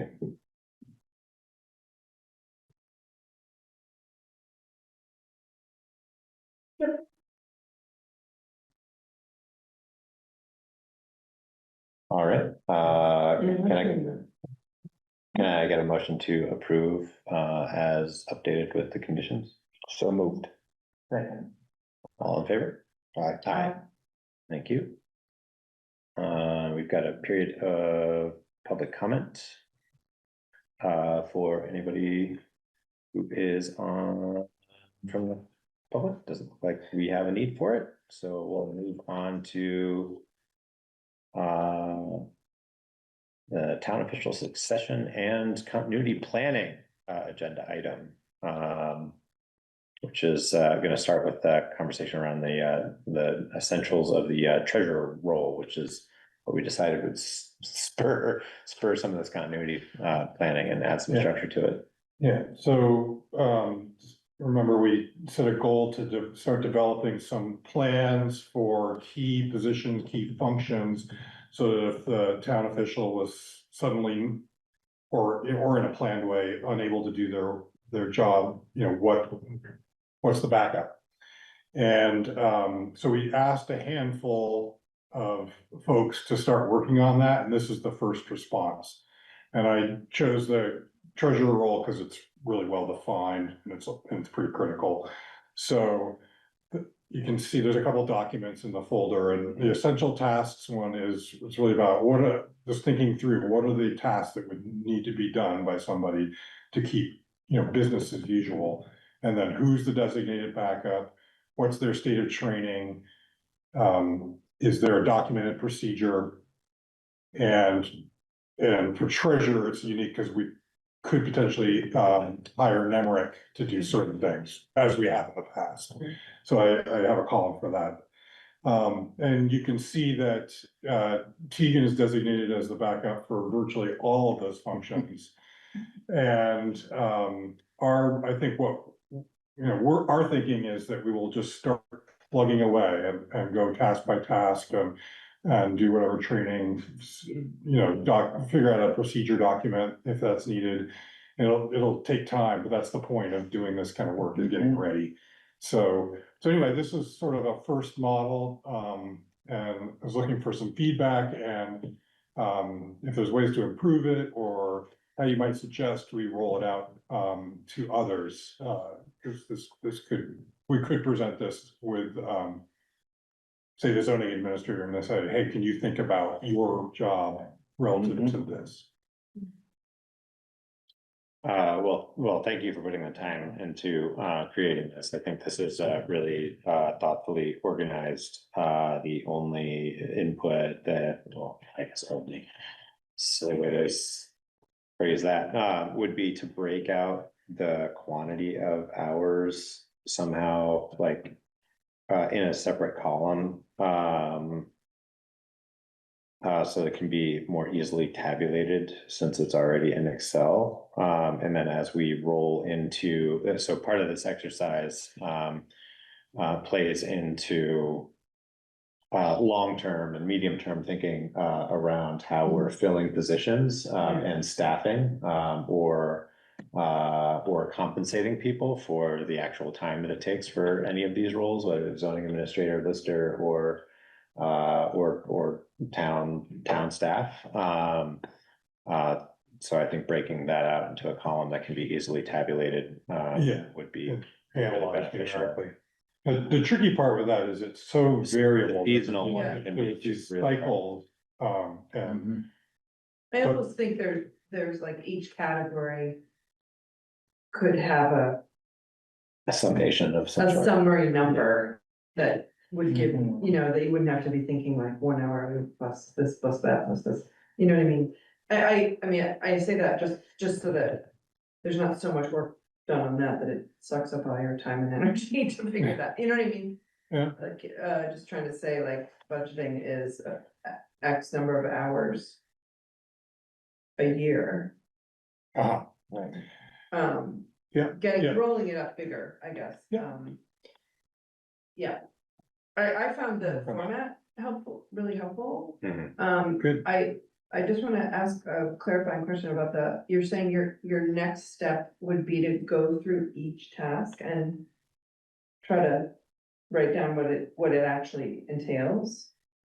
Well- Help me understand that. I'm concerned about your time. So to give an example, I inherited a binder Yeah. and it had most of the tasks I need to do and the basics how to do them. Some of them are a lot outdated and some of them don't exist. So I'm going through and I'm trying to, because Judy did it. So that was updated. That was what I got. Yeah. So I have a binder, but most of my work is so responsive that to say, oh, well, every week I spend this many hours on this, I never know what email, it's more of the town administrator's job. As far as from week to week, it varies so dramatically, and then every once in a while you get a learning problem that takes up a lot more time than you anticipated. Right. So I think this will look different for everybody, and I think with jobs like town administrator and assistant clerk and clerk, it can fill however many hours you want it to go. Barbara has proven, it can fill however many hours you want to give to it, and so that part I anticipate as being tricky. I think it'd be really challenging for me to put together what Kari has. There are certain things I have to do every year, that take a small amount of time, like your hour a year things, but there are so many things that are not quantifiable this way. Right. So my thought on that would be like thinking about the state of training. If it's no training at all, I want to make sure Tegan knows what these words mean, like what we, Right. what have a basic concept, and then is there a website? Is there a password? It's just some real basics at least. Okay. There are tasks that like payroll that Tegan's done quite a bit of, and there might just be some refresher questions, and then everything in between, I think. So when you're already gave you that, so you have those already written out in a document, that I Yes. know where it is and how to follow it. Yeah. Those may not be there. It just gave me pause that you might be going over the line. And I think if we spend a half an hour on this a week for a period of time, I think we could make some really good progress, and I'd be willing to budget that kind of time. And recognizing that each, as you're saying, each position won't necessarily go as deep as this or be able to go as deep as this. Yeah, okay, thank you. I think I do like the format, and I especially like it twinned with the sort of month to month, sort of these are, I mean, that to me is essential, is the flow. Yeah, and seeing where there's like having some continuity between the different positions so that you can see where there's a lot of overlap in demands. Right, for like staff, everyone's like, flat out. everyone's flat out in October, or like in preparation for town meeting, and just, January, February, or Yeah. the two crunch times. So I think complementing this with like not a Gantt chart, but like an annual calendar that Yes. basically shows the block of Absolutely. time. Basic one. Yeah. It doesn't have those kinds of time details, but it does have here are the tasks that need to happen month to month. Mhm. Kari, I don't know if you looked at that. I know I have a version Jeremy sort of tweaked on my I computer. don't know if I've seen that. I've seen it for the town report, like that detailed. Yeah, task it's list. when it's month to month, here are like the half dozen things that we really ought to do, and it's. Isn't that incorporated in our calendar? I don't know. But it runs the gamut from things like, this is when we used to have the volunteer appreciations, that tells you how old the document is. Mm. This is when dog registrations are due to, this is when the tax payment, like just those big ticket items across. I would just assign some task numbers to each of those, so when you put them in a book, you can put them in task order to Oh, get found, okay, found easier Yep, possibly. yep. I like that. TDB, Tegan? Tegan Dykeman Brown, Oh, okay. How dare to determine B. Yeah. I thought it was three different people. I'm going, okay, because I see TT down here. To determine Bill, those are all of your follow-up items. Yeah, I was gonna say, oh boy.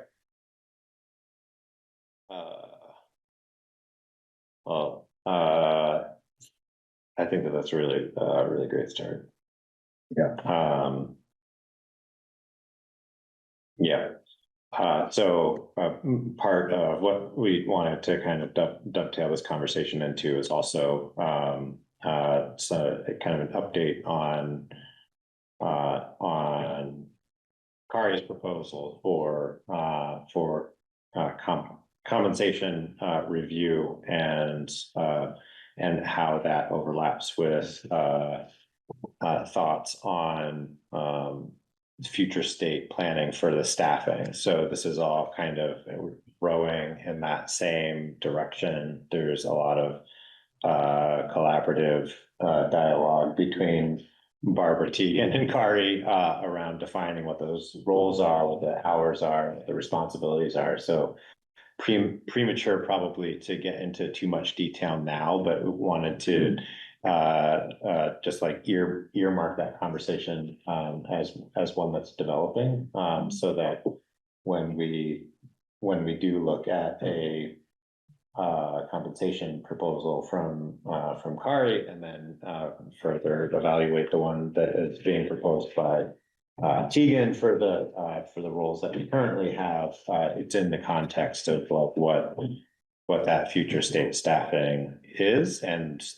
a fair representation of what everybody's doing. I think it's really important to note that we've got a really great, strong team,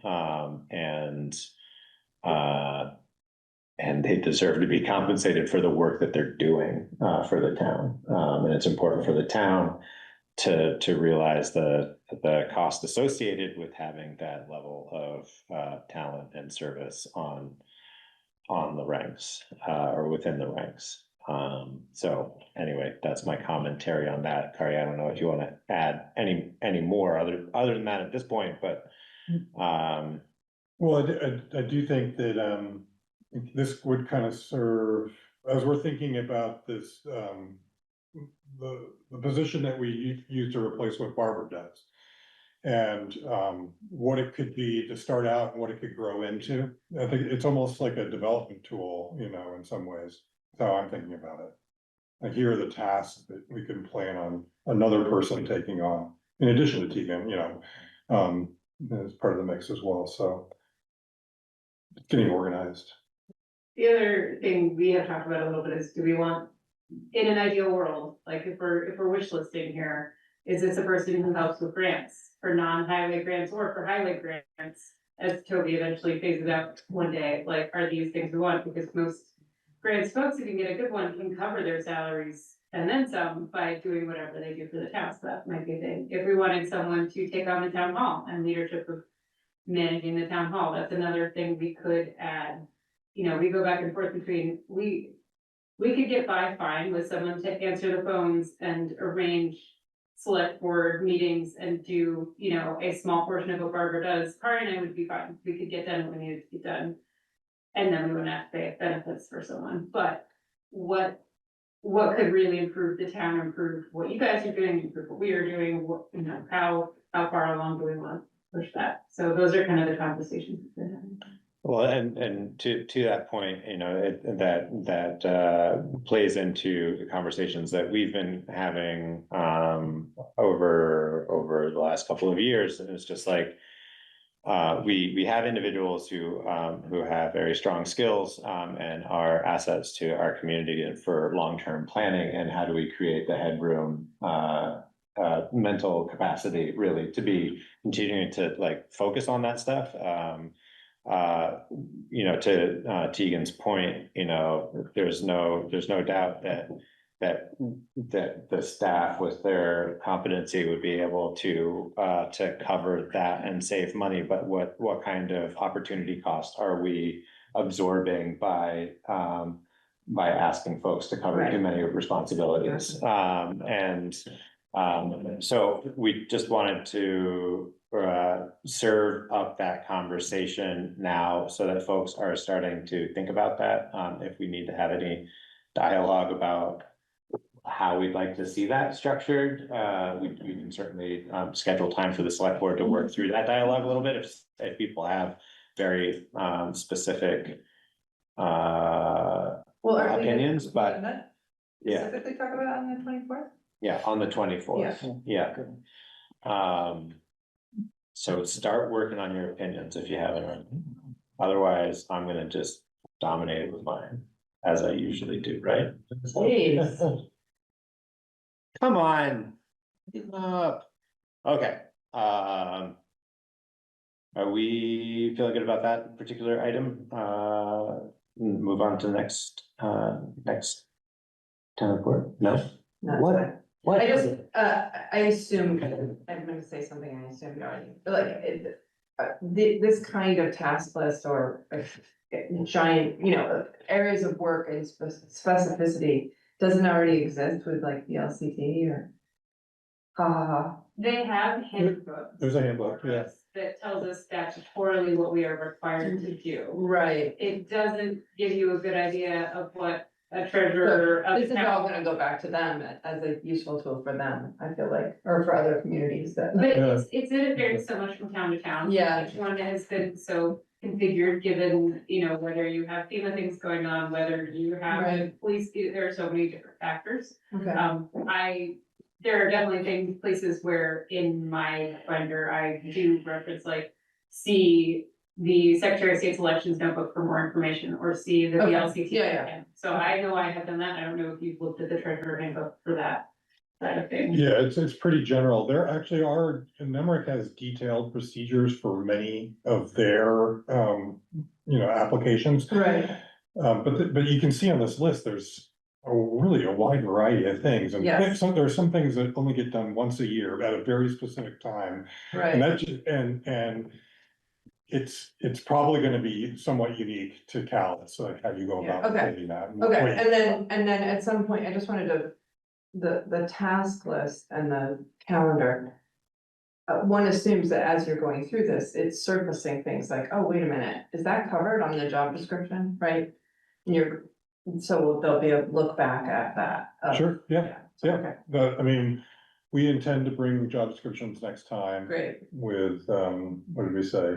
I can't remember, I think salary ranges is another thing that you asked for. I'll look at my notes, but there was we a talked a few little things bit that about that would be helpful. have some conversation with, for the two of us leading up to eventually having a job description for the new position with them. Because Barbara has a detailed list of what she does, that she worked on pretty diligently during the spring, divided by sections. So that's a helpful thing, and some of those things I have taken on as she has cut back on hours. Some things have changed a little bit, but that's still a pretty good list for what she has typically done in the past. Yes. Perfect. Thank you. All right. Okay, Thank you. good. Yeah, I think so. Town report planning. Yep, so that's already time, start thinking about the report.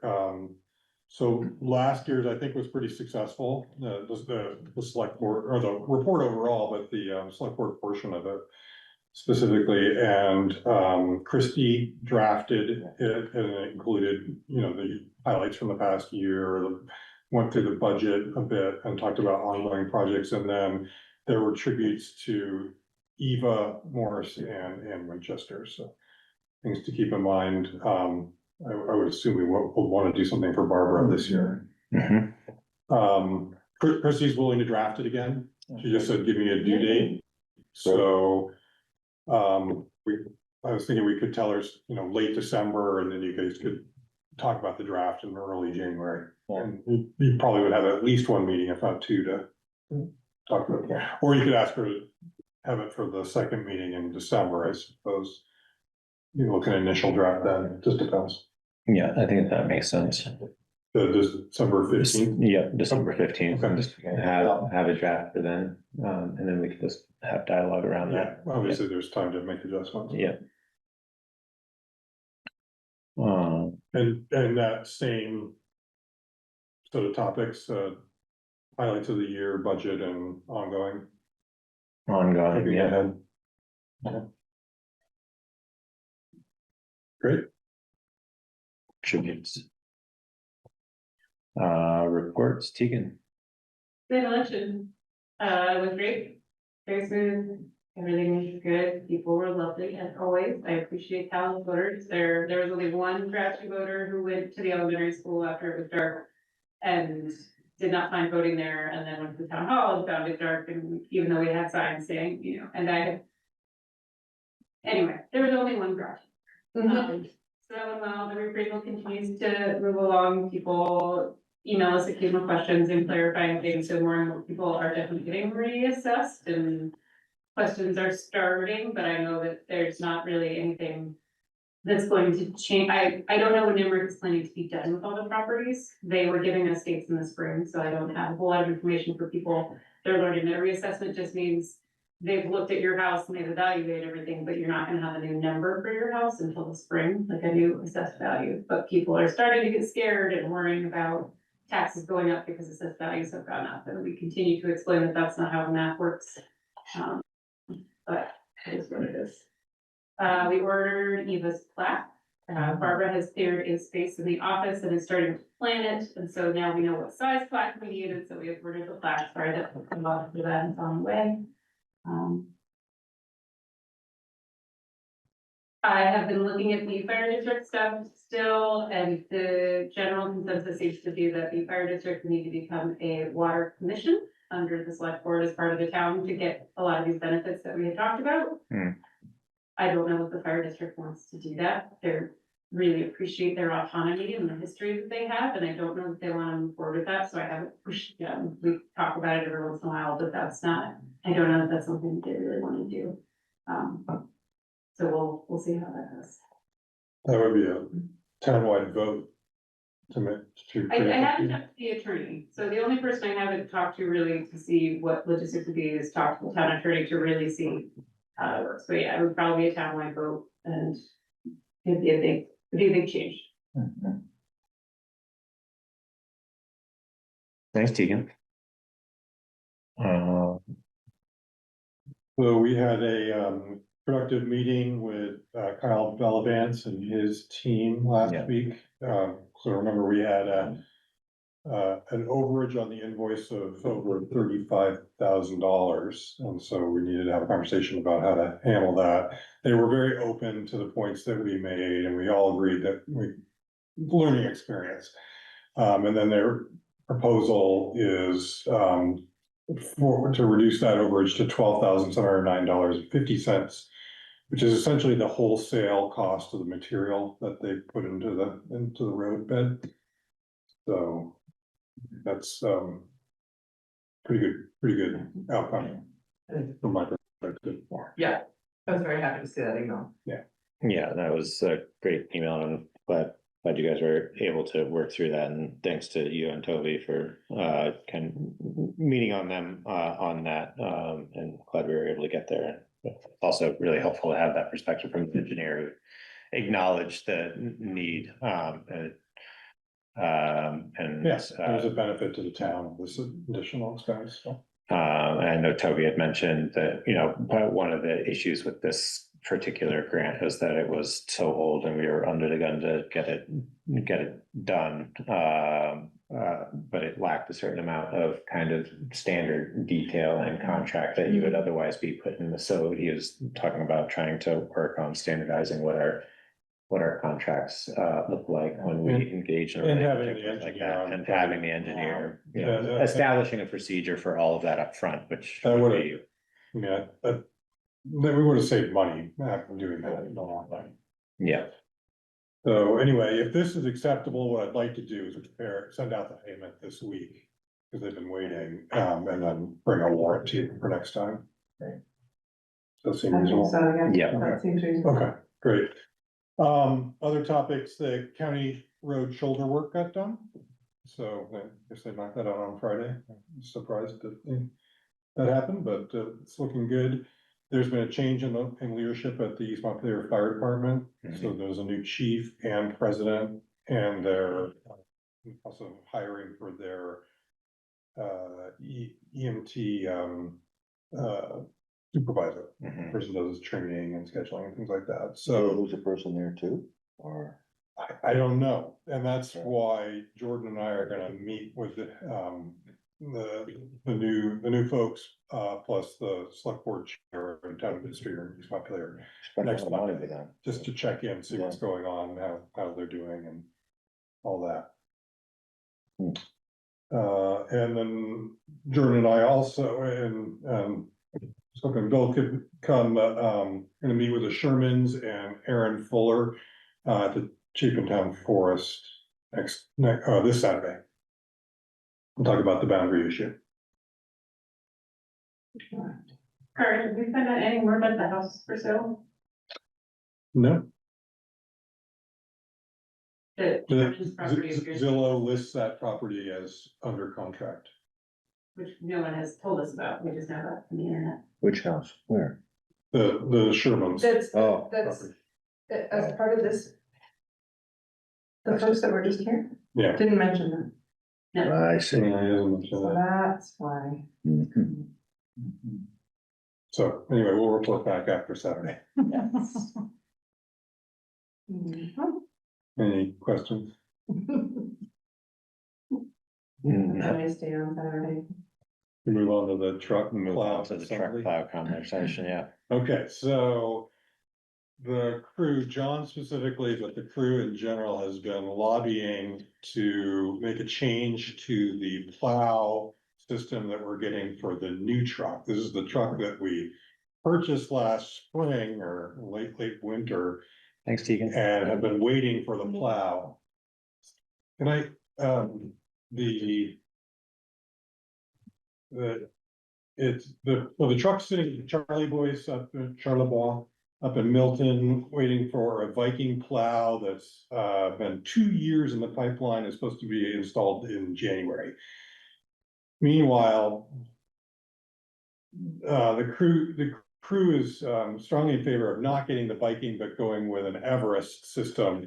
All of our trucks have Everest plows except for the truck that John drives, which is a Viking, and they showed me the difference. Just the assembly, it attaches to the truck about 6 inches higher, which results in a steeper angle down to the road, and where it hits the road is just much sharper.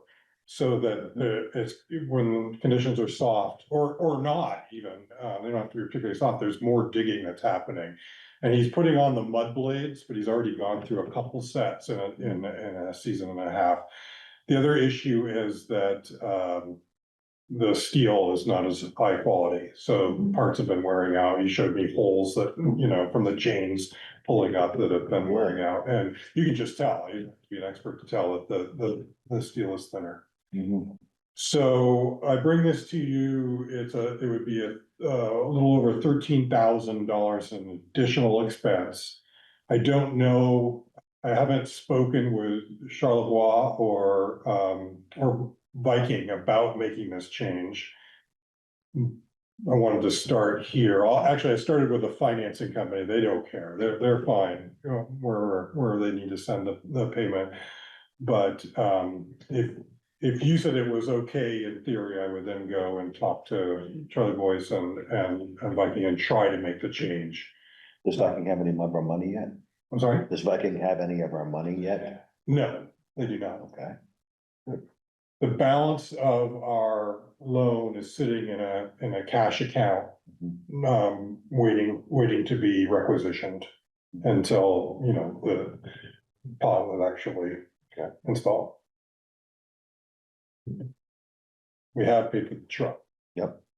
I might know about that, yes. Even though So not is using- there any, I mean, the only concern, I have with this is that if somehow this sets the timing back even further. It would set the timing back even further, so instead of January, it would be 4 to 6 months, Right. which is, They think is, which they think is worth it. They think- That's an indicator of how strongly they feel about these Yeah. plows. And also that means it's not this season, right? Right, I mean, right, essentially, right. they don't have access to it this season. And we're okay this season without that truck? Yeah, I mean, we have a spare, Yeah. and we have 4 trucks plus a spare. Right, because they drive the F600 part of it as well, so. Yeah, I'm okay with. You looking? Yeah, I think for me, Carter's already heard this, but in our agenda planning meeting, but I think that the risks of Viking getting upset, my guess is if their demand is that significant, that there's probably something else that can get, bumped up the line and receive our plow. And it's Yeah. more important, I think, that we take the advice of the road crew and their lived experience with the different assemblies and try to get something of better value. I'm kind of curious whether or not, if we were able to make a commitment to a switch, whether or not the Everest folks would be willing to move on their price a little bit to make it easier for us to make a switch. I mean, that's like a. see how that develops, or get it faster than. Get it, yeah, faster. I mean, that's really only a 10% discount, so, right, it's like 100 and, how much is the plow assembly in total? It's like $180,000. No, I don't think $100,000? it's, I don't think it's that much. I think it's $80,000. 113 or 123 versus 110. Yeah, so at 10% discount, that's, you know, not outrageous. Maybe they're Yeah. motivated at the end of the year Yeah. to try to lock in a commitment, even if Yeah. it is extra Yeah. time. Yeah, Well, maybe- I can ask. We get to that point. I think that sounds like consensus then. Okay, Yeah. great. Yeah, Thank you. That's good news.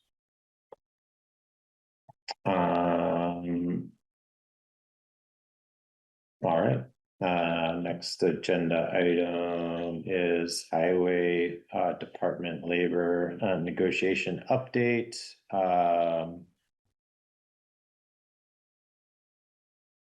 and the potential action items are all after the proposed executive session, so.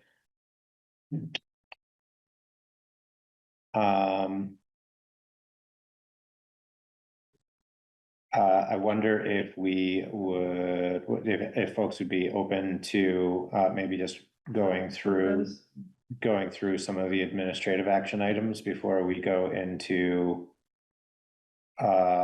executive session, just so that they're recorded, and then that kind of eases the burden of note taking and recording afterwards. That makes sense? All right, so the approval of the minutes is the first one we'll take up then, from October 27th select board meeting. Those are posted to the shared drivers. Everybody able to review those, or any comments or concerns? Can I get a motion to approve the October 27th select board meeting minutes? So moved. I'll second. All in favor? Aye. I was not there, so I'm abstaining. All right. Thank you, Jamie. Vote to approve the board orders, also posted to the select board folder. If everyone's had the opportunity to review those. So any commentary or questions on those? what was the, excuse me, Let me think. Well, it's on here. I can look it up. I didn't hear your Open right question, to it, great. Property line boundary. So I prepared this to come out of the conservation fund, Okay, because that's what this is for The the town Bliss Town Forest Okay. survey. gotcha. Thank you. No more questions. Can I get a motion to approve and sign the board orders as posted to the share drive? So moved. Second. All in favor? Aye. Aye. And approve the scheduling. Kari, do we need to have an action item to approve the payment for Bellavance for the 12,700? Sure, Yeah. that'd be great. So we'll You just done do that? that as a separate item from the board orders, but can I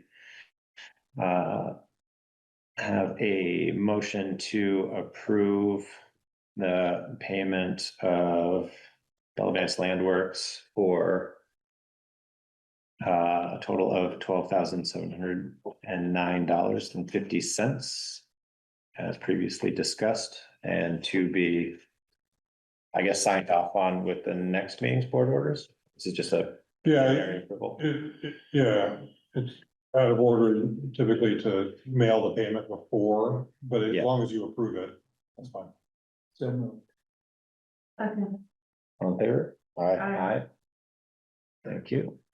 And then the meeting idea was that, we just realized that because you pushed up your, second December meeting to the 15th, there's gonna be a 4-week gap if we wait until the 12th, and that can be a tricky time of year to, well, 4 weeks is just a long time. So, you know, if folks are available, you might wanna schedule the 5th, and then if you don't need the 12th, then you could always cancel that, but I'm guessing you'll probably want the 5th. If you're available. I think that's a good idea. Yeah. Agreed, I'm available. Or the 12th could be a very brief meeting, just focused on like the warning and that kind of. Mhm. Yeah, I would be hesitant to take it away Right. if it's already on the calendar. But to add the other one. Yeah, you can make that call later. So is everybody in favor of tentatively kind of scheduling a special meeting for the 5th? Okay, Do great. that. And the 2026 employee medical insurance plan and HRA levels, do you want to have a good conversation about that, or is that? Either way, I thought that flowed from the labor contract, but at this point, I think it's safe to say we're So separate. pointing in a direction Yeah, on the plan, so you can go ahead and do that right now. okay. So we have to approve, I think it's good form. So really the options are, given what our contract says, and the contract's still in effect in the first half of 2026. That we will provide the standard gold plan, whether that's MVP or Blue Cross, we get to decide, and I think it's a no-brainer that we would go stick with MVP at a 1.1% premium increase. So that's one part of it, and then we have this health reimbursement arrangement. And we get to decide how much the current level current contract specifies an amount, I don't remember what it is, but we're well above that. The proposed renewal of the contract says at least the deductibles, so we're well above that as well. However, if you wanted to keep pace with the changes to the deductibles and the max out of pocket that MVP is creating in next year's plan, we would bump it up $100 on the HRA, just to keep in mind. Not everybody uses the full amount, and so if they don't, the town keeps the savings, right, as opposed to an HSA in which the employee keeps the savings. That makes sense. I guess I just didn't, I don't know I don't have something to compare it to in terms of like, what does that all add up to? Is it significant? The, To add the- adding $100, well, there are currently 6 positions that are eligible for medical insurance benefits, so the maximum exposure would be an additional $600. Okay, that's what yeah, That's per year, okay. But my guess would be closer to 100 or 200, right, yeah, okay, or even 0. okay, thank you. So can I get a motion then to approve the MVP gold select plan, a standard gold plan for I guess the addition of the two employees? Do we need to specify? No, just the HRA. Just the benefit that we're offering, Okay. starting in January. Right. Starting in January, right, It's a calendar year, yeah, so Right. it actually affects this year's budget. right. Yeah. So can I get a motion to approve the increase of the HRA benefit? Is this one motion? 2 motions. 2 motions? You want to do 2? We can do I 2. was just seeing how crafty your language is. I think I've demonstrated enough tonight that my language is inadequate. So if anybody else wants It to, indicates it's gonna be 1. yeah, it does. Yeah. I can't think right now with a You could, separate Which we just select the 2026, or you could select the MVP standard gold plan for calendar 2026 with an HR level of $2,850 for single, $5,700 for 2 or more individuals. So moved. perfect. Second. All in favor? Hi. Aye. The replay will help me.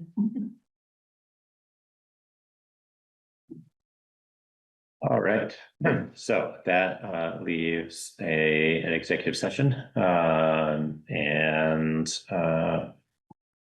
happy to dismiss Orca and Shayna. Yes. And we will Okay. provide you with an update on the ins and outs of executive session as well as any actions afterwards.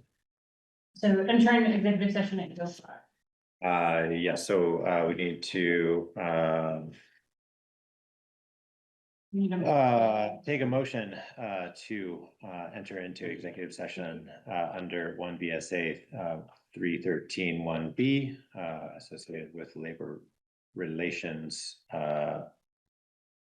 agreements with employees. And this is going to be related to reviewing and receiving an update on the status of our current collective bargaining negotiations with the highway department.